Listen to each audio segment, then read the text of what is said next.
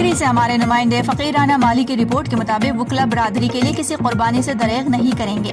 وکلاء نے ملک و قوم کی ترقی میں اپنا کردار ادا کیا۔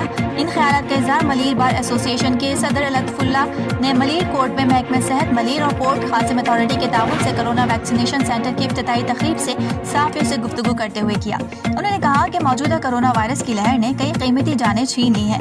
عوام خصوصاً وکلاء برادری اپنی دوسروں کی صحت کا خیال رکھیں اور ویکسین لگوائیں۔ اس موقع پر جنرل سیکریٹری ریاض بھٹی کا کہنا تھا کہ ویکسینیشن سینٹر سے نہ صرف وکلاء برادری کورٹ کے ملازمین اور سائلین کو بھی سہولت دیں گے، جہاں پر اب تک سینکڑوں کی تعداد میں لوگ اس سے فائدہ اٹھا چکے ہیں۔